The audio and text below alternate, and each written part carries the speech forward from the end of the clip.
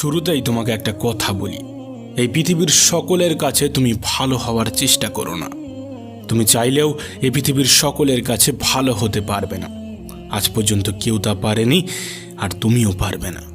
যদি সৎ হতে হয়, যদি ভালো হতেই হয়, তাহলে নিজের কাছে হও, নিজের পিতামাতার কাছে হও। কিছু কিছু জিনিস, কিছু কিছু আদর্শ মেনে চলা উচিত। তার মধ্যে একটি আদর্শ হলো বন্ধুদের সাথে কখনো বিশ্বাসঘাতকতা করবে না।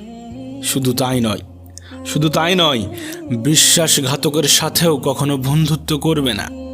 নিজের মধ্যে একটা জিনিস থাকা খুবই প্রয়োজন, খুবই জরুরি, আর তা হলো সৎ সাহস।